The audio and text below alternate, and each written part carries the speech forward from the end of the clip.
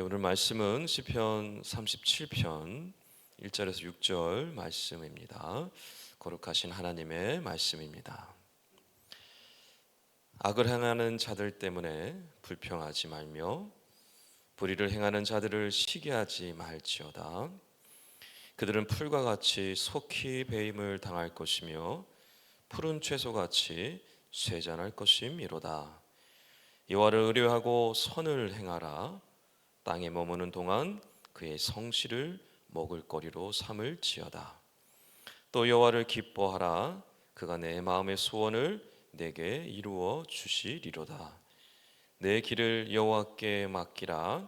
그를 의지하면 그가 이루시고 내 의를 빛같이 나타내시며 내 공의를 정오의 빛같이 하시리로다. 아멘. 여러분, 세상을 볼 때 어떻게 보이십니까? 공정해 보이시나요? 그렇지 않은 것 같습니다. 정직하게 살아가는 사람들이 오히려 손해를 보고 남에게 피해를 주지 않으려고 하는 사람들이 오히려 고난을 당하는 모습들을 쉽게 볼 수가 있습니다. 반대로 불의를 행하고 편법을 행하는 사람들은 잘 되면 안 되는데 오히려 잘 되고 잘 먹고 잘 사는 모습들을 우리는 쉽게 볼 수 있습니다.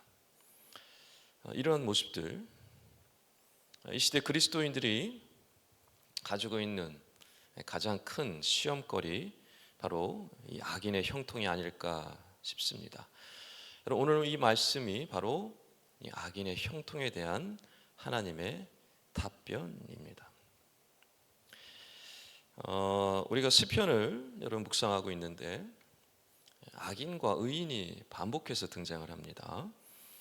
이 악인은 여러분 단순히 죄를 짓는 사람을 뜻하지 않습니다. 시편에 특별히 등장하고 있는, 특별히 다윗의 시에 많이 등장하는데, 이 악인은 단순히 죄를 짓는 사람을 뜻하지 않고 하나님을 믿지 않는 사람들, 하나님을 신뢰하지 않는, 하나님을 사랑하지 않는 사람들을 악인으로 표현하고 있다는 것을 우리는 놓치면 안 됩니다. 그럼 의인은 뭘까요? 하나님을 믿는 사람들, 하나님을 신뢰하는 사람들, 하나님을 사랑하는 사람들을 의인이다라고 칭하고 있는 것입니다. 오늘 1절 말씀에 악을 행하는 자들 때문에 불평하거나 시기하지 말라라고 말씀합니다. 지금이나 예나 똑같았던 것 같습니다. 악인들의 형통을 바라보며 불평하며 시기, 질투했던 사람들이 많이 있었던 것 같습니다. 악인들이 잘 되고 잘 먹고 잘 사는 모습들을 보며 힘들어했던 사람들이 있었던 것이죠.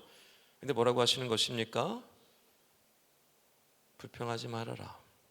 그들의 모습을 보며 시기 질투하지 말아라 라고 말씀하고 있는 것입니다. 왜입니까? 2절의 말씀에 이렇게 말씀하십니다.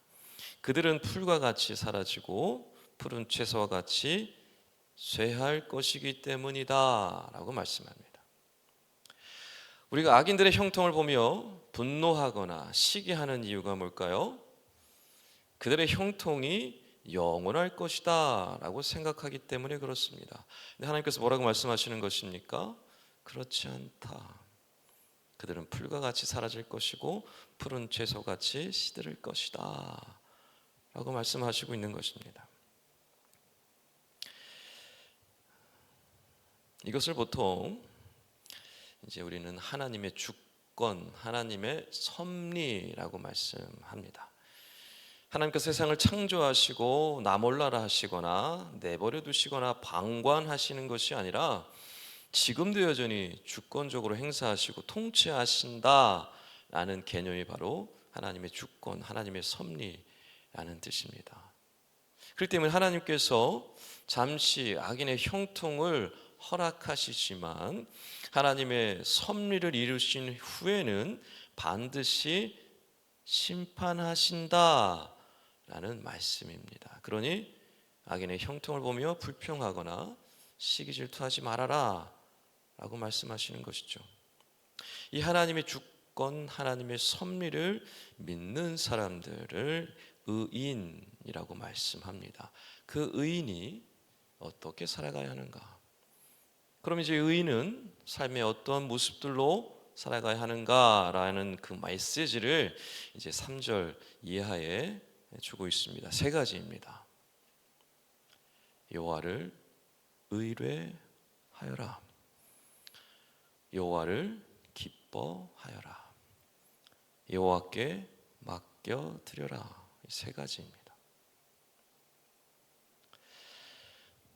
한번 살펴볼까요? 여호와를 의뢰하라 라고 말씀하는데요, 이 3절, 4절, 5절의 특징은 1, 2절의 말씀과 구조가 똑같습니다. 뭐뭐뭐 하라, 뭐뭐뭐 하지 마라, 왜냐하면 이렇기 때문이다 라는 구조로 이루어져 있습니다. 3절에서 5절도 똑같은 구조로 되어 있습니다.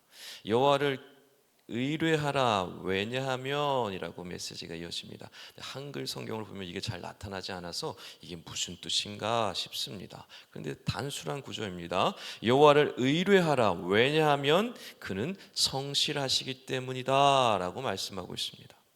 의뢰하라는 것은요, 신뢰하라는 뜻입니다. 하나님을 신뢰하래요. 왜요? 하나님은 성실하시기 때문에. 이 성실이라는 단어가 잘 이해가 되지 않습니다. 성실하신데 왜 신뢰하라고 하실까? 왜 믿으라고 하실까? 여러분이 성실이라는 히브리어 단어를 보면 에무나라는 단어입니다. 이 에무나라는 단어는 참 신기한 단어인데 구약 성경에 수도 없이 나오는 단어이기도 합니다. 이 에무나라는 단어의 원래 뜻은 견디다, 버티다, 변함없다라는 뜻을 담고 있습니다. 그 뜻 중에 우리가 중요한 잘하는 단어가 있는데요, 사도 바울이 갈라디아서, 로마서에서 인용하고 있는 말씀이기도 한데 바로 하박국 선지자가 이야기했던 그 유명한 고백, 오직 의인은 믿음으로 말미암아 살리라 라고 하신 그 믿음, 그 믿음이라는 단어가 바로 에무나라는 단어입니다. 자, 그럼 무슨 말씀입니까? 하나님을 신뢰하여라, 왜냐하면 하나님은 에무나 하시기 때문이다. 변함이 없다, 흔들리지 않는다, 버티고 견디신다, 그러니 하나님을 신뢰하라 라고 이해해도 충분히 이해가 되죠. 근데 여러분, 이 에무나라는 단어의 깊은 뜻은 믿다, 신뢰하다라는 관계적인 측면의 중요한 단어이기도 합니다. 하나님과 우리의 관계에서 생각해 보면 우리가 하나님을 신뢰하는 이유는 뭘까요? 하나님이 우리를 믿기 때문입니다. 굉장히 중요한 이야기인데요, 제가 어릴 때 우리 어머니로부터 듣던 말씀이 있습니다. 제가 탈선하거나 잘못된 길로 갈 수 있는 수많은 환경과 여건이 있었는데 그때마다 저희 어머니가 저한테 이렇게 말씀하셨습니다. 아들, 나는 너 믿어. 무슨 뜻입니까? 제가 믿을 만한 존재였을까요? 그 어린 시절에? 저희 어머니는 저를 믿으셨습니다. 변함없이 신뢰하셨어요. 그 어머니의 모습, 나를 향하신 그 신뢰, 그 믿음의 모습 때문에 저는 결국 어머니께로 돌아가는, 집으로 돌아가는, 탈선하지 않는 그런 삶을 살았습니다. 지금 제가 제 자녀에게 똑같이 얘기합니다. 딸, 아들, 나 우리 딸 믿어. 우리 아들 믿어. 사실 우리 아들, 딸은 그렇게 신뢰할 만한 존재들이 아닙니다. 그럼에도 불구하고 믿습니다. 신뢰합니다. 내 자식이니까요. 그 이야기를 들은 우리 아들, 딸들은 알아서 행동하겠죠. 하나님께서 우리를 믿으십니다. 그래서 변함이 없으신 것이고 흔들리지 않는 것이고 그의 일들을 이루어 가시는 것입니다. 우리가 왜 하나님을 신뢰해야 합니까? 하나님이 우리를 신뢰하시기 때문에 그렇습니다. 우리가 왜 하나님을 의뢰하고 의지해야 합니까? 변함이 없으신 하나님이시기 때문에 그렇습니다. 신뢰 관계 속에서 이해해야만 합니다. 여러분, 하나님을 신뢰하십니까? 하나님을 신뢰하십시오. 하나님 우리를 신뢰하고 믿기 때문에 그렇습니다. 바라옵기는 변함없이 성실하시고 변함없이 우리를 신뢰하고 있는 그 하나님을 끝까지 의뢰하며 신뢰하며 믿고 나가시는 우리 새벽의 모든 성도님 다 되시기를 주님의 이름으로 축원합니다. 두 번째, 여호와를 기뻐하라. 왜냐하면 너의 소원을 이루어 주시기 때문이다 라고 말씀합니다. 여기서 조심해야 될 것이 있습니다. 기뻐하라고 얘기하는데 왜냐하면 소원을 들어주시니까 라고 이야기하는 것처럼 보이는데 그런 뜻이 아닙니다. 한글 성경 그렇게 이해할 수 있는데 그렇지가 않아요. 여러분, 내가 바라는 것, 내가 소원하는 것 받고 이루어지면 기쁘죠. 감사하죠. 그런데 문제는 내가 바라는 것 받지 못하면, 내가 소원하는 것 이루어지지 않으면 기뻐하지 않아도 되는 겁니까? 여러분, 신앙생활 하시면서 바라고 소원하고 기도하는 것 다 받으셨어요? 바라는 것 다 받으셨습니까? 소원하는 것 다 성취하셨나요? 그렇지 않죠. 바라는 것, 소원한 것 받지 못하고 소원 성취되지 않은 것이 훨씬 더 많습니다. 그러면 기뻐하지 않는 삶이 훨씬 더 많아야 되는 거 아니에요? 지금 그 얘기하고 있는 것일까요? 아닙니다. 소원 성취가 되면 기뻐하여라 라는 구조가 아니고 여호와를 기뻐하면 소원이 이루어진다라는 뜻입니다. 무슨 뜻일까요? 여호와를 기뻐하고 여호와를 사랑하고 여호와를 끝까지 믿고 따르는 사람들, 즉 의인을 뜻합니다. 그 의인들의 소원이 어떻게 될까요? 하나님을 사랑해요. 하나님을 기뻐해요. 하나님으로 만족해요. 그 사람들의 소원이 어떻게 될까요? 고집 피우는 소원일까요? 아닙니다. 하나님의 뜻을 살피는 소원으로 변화되어져 가고 하나님의 영광을 드러내는 소원으로 바뀌어져 갑니다. 결국에 어떻게 됩니까? 그 소원이 이루어질 수밖에 없죠. 하나님이 그 소원을 이루어 가시니까. 단순히 나의 소원이 아닙니다. 하나님의 소원이기 때문에 하나님이 이루어 가시는 것이죠. 즉 지금 하나님을 기뻐하라라는 것은 하나님으로 만족하는 사람, 하나님만으로 기뻐하고 감사하는 사람은 그 마음의 소원이 이루어진다라는 메시지인 것입니다. 여러분, 하나님 한 분만으로 기뻐하시기 바랍니다. 하나님 한 분만으로 기뻐하는 사람이요 진정한 하나님의 소원을 이루고요 하나님이 기뻐하시는 그 뜻을 이루어드리는 귀한 도구로 쓰임받게 될 것입니다. 그런 은혜를 누리시는 저와 여러분 다 되시기를 주님으로 축원합니다. 세 번째, 여호와께 맡기라라고 말씀합니다. 왜냐하면 그가 이루실 것이기 때문이다라고 말씀합니다. 맡기라라는 원래 히브리어 단어는 무거운 짐을 굴려버려라라는 뜻입니다. 짐이 얼마나 무거우면 건네주는 게 아니라 굴려버릴 정도인 거예요.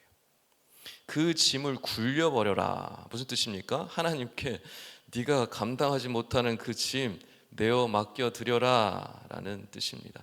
예수님께서 똑같은 말씀을 하셨습니다. 수고하고 무거운 짐진 자들아 다 내게로 오라. 내가 너희를 쉬게 하리라. 그 메시지와 똑같은 거예요.